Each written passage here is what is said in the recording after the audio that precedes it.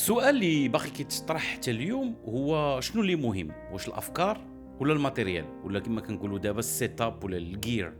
هذا السؤال كان دائما الجواب ديالو هو الافكار، لان الافكار هي اللي مهمه، والفكره الواعره واخا تصايب بابشع التكنولوجيا راه غادي تبقى واعره.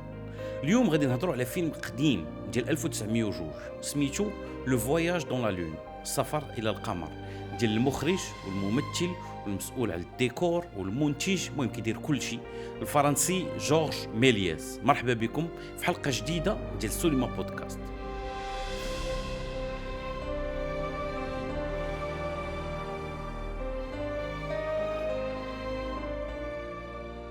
لو فواياج دون لا لون هو القصه ديال الفلكيين اللي غادي يقرروا باش يمشيو للقمر. ميلياس في هذا الفيلم غادي تانسبيرا من الكتاب الفرنسي ديال جول فيرن دو لا تيغ ا لا لون. الفلكيين فاش غادي يوصلوا غادي يلقاو القمر ساكنين فيه مخلوقات غريبه، وغادي ياخذوا واحد منهم رهينه ويرجعوه للارض باش الناس يشوفوه. يعني السيناريو ماشي ديال جائزة نوبل للأدب، ولكن التقنيات والسبيشال ايفكت اللي غادي تستعمل في هذا الفيلم غادي تفتح الباب لواحد العالم ديال الإمكانيات اللي غادي يبدل السينما إلى يومنا هذا. نرجعوا عن التاريخ، حنا في 1890 والسينما مازال ما بداتش. الشركة ديال إديسون صايبت الكينيتوسكوب اللي هو جهاز كيمكن المشاهد واحد أنه يشوف فيديوهات تصورات بالكينيتوغراف. الناس كتخلص الفلوس وواحد بالواحد كيطلوا في هذا الكينيتوغراف اللي هو بواطه كبيره، والله يعاون. السينما كيف ما كنعرفوها غادي تبدا فعليا من بعد 5 سنين، فاش الاخوه لوميير غادي يتانسبيراو من الاختراع ديال الشركه ديال اديسون باش يطوروا لو سينماتوغراف اللي هو فيه كاميرا وبروجيكتور، واللي كيخلي الصوره تبان فوق حيط ولا توب بيض، وسورتو كتسمح للجمهور انه يتفرج في نفس الوقت. وهنا فين السينما نقدروا نقولوا انها بدات ديال بصح. السينماتوغراف من اهم الاختراعات اللي غادي تعطي الانطلاقه الفعليه ديال السينما كيف ما كنعرفوها اليوم. ديك الوقيته السينما شي حاجه غريبه بالنسبه للناس، وكانوا منبهرين بهذا الاختراع. العروض السينمائيه ديك الساعه كتنظم في لافوار. من الافلام الاولين اللي صايبوا الخوت لوميير هو الوصول ديال التران للمحطه ديال لاسيوطا، لاغيفي دو تران على لاسيوطا. فاش غادي يدوزوا هذا الفيلم على الجمهور الناس غادي تخلع، وكاين كاع اللي غادي يخرج كيجري، لان الطريقه والزاويه باش مصور التران كيبان للجمهور بحال الا قاصدهم.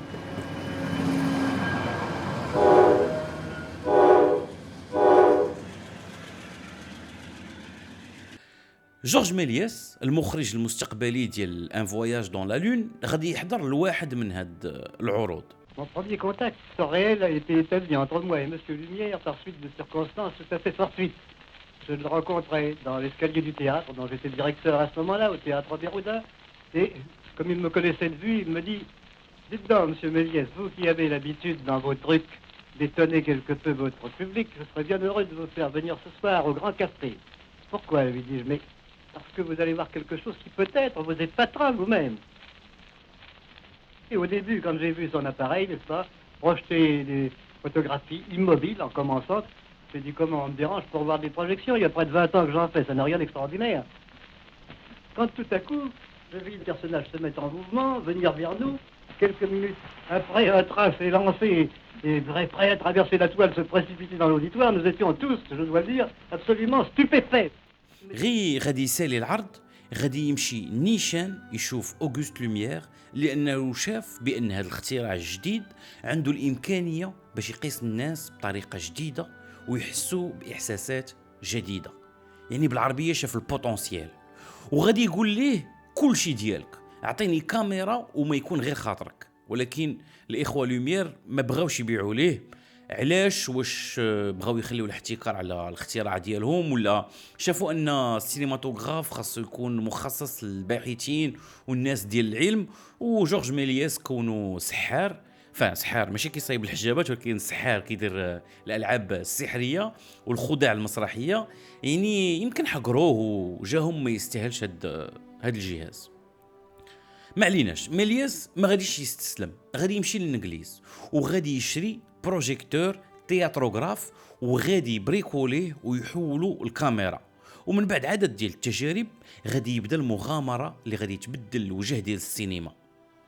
النظره ديال ميلياس باش كتختلف على الخوت لوميير هو انه بغى يخلق عالم ديال الخيال اللي فيه الحلم كيولي حقيقه. وهما الاخوان لوميير الافلام ديالهم تقريبا كلها وثائقيه، وبالنسبه ليهم المهم هما يوريو للناس العالم الحقيقي، العالم كيف ما هو داير. اي واحد فينا كيقدر يوقع ليه مشكل ولا شي عطب تقني، وفي اغلب الاحيان كانت نيرفاو، ولكن المشكل التقني اللي غادي يطرى لميلياس غادي يشوف فيه كادو نازل ليه من السماء. واحد النهار وهو كيصور في الزنقه، الكاميرا اللي كتخدم بالمانيفال غادي تعكس ليه. ديك الساعه غادي يسيس معاها تتعاود تخدم. منين غادي يدخل باش يشوف شنو الصور اللي التقط، هنا فين غادي تبان ليه المفاجاه. غادي يبان ليه بلا الطوبيس كيتحول لكنازه وراجل كيتحول لمراه. الوقت فين وقفات الكاميرا وعاودت رجعت خدمات كان المشهد تبدل.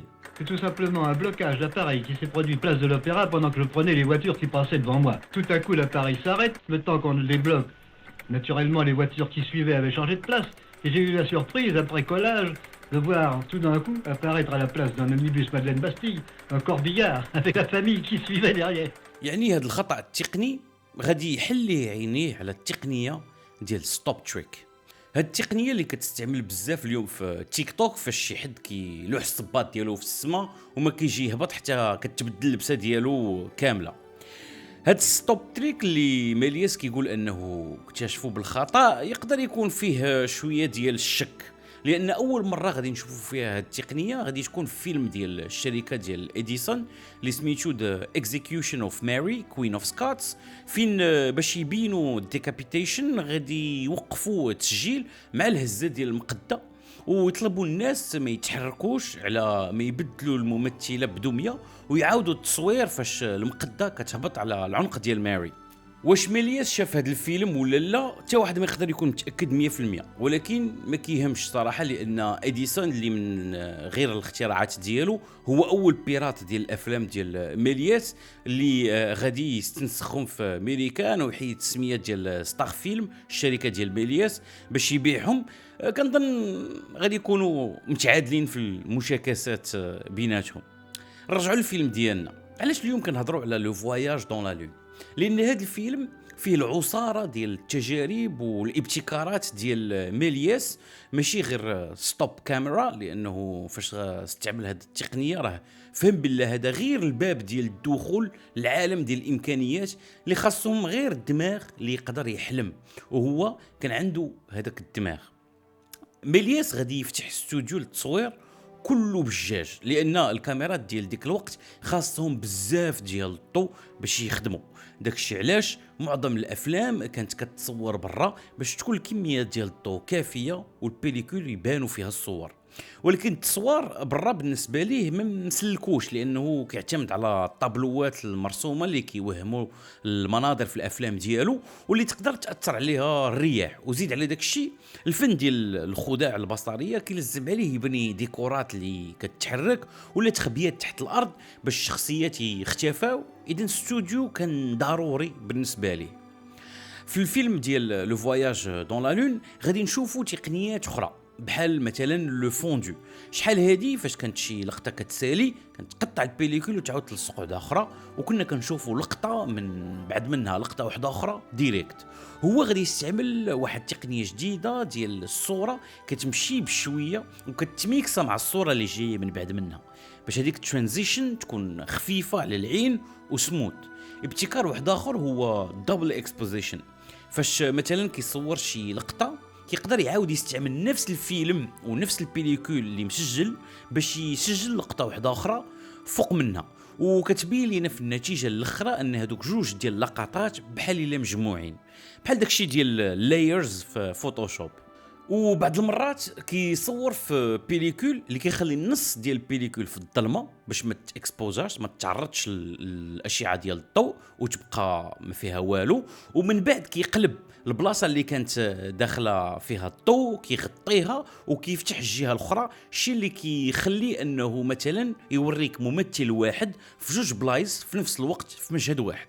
في القصه ديال لو فواياج دون لا لون غادي يستعمل هذه التقنيه باش يفهم المشاهدين ان الوقت داز في القصه.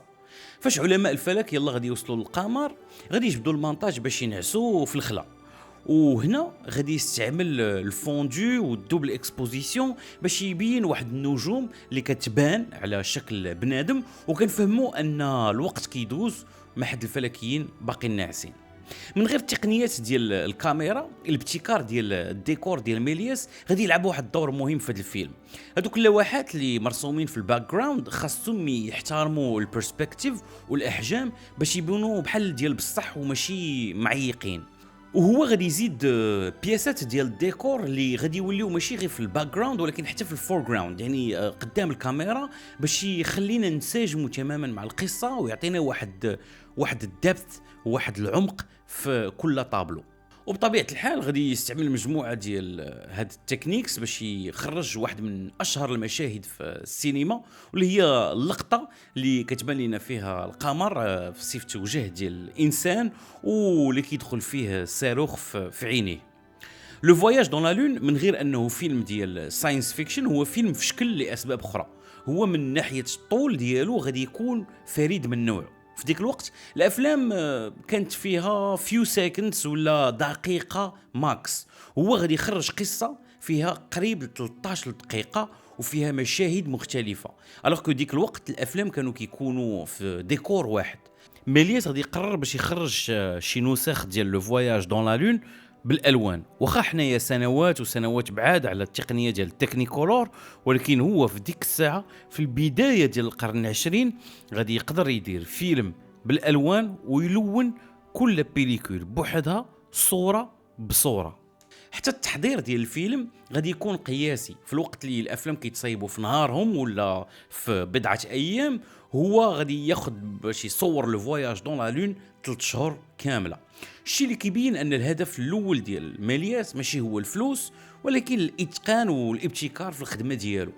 هذا الفيلم فاش غادي يخرج غادي يلقى واحد النجاح كبير، وبزاف ديال الشركات غادي ينقلوه ويبيراتيوه، ولكن اهم حاجه هو ان الجيل الجديد اللي غادي يجي من بعد ميلياس غادي يفهم من العمل ديالو ان الاحلام ما عندهاش حدود، وان المستحيل كيكون بعض المرات غير في دماغنا. ميلياس هو انسان اللي استعمل التقنيه في خدمه الافكار ديالو والاحلام ديالو، ماشي التقنيه غير من اجل التقنيه. هذه القضيه اللي يمكن لينا نستافدوا منها اليوم، راه ماشي السيت اب هو اللي كيدير المحتوى. الا بغيتي تبدع راك تبدع باش ما كان. شكرا للتتبع ديالكم لهذه الحلقه ديال سوليما بودكاست. نتلاقاو السيمانه الجايه في حلقه جديده. تهلاو في ريوسكم.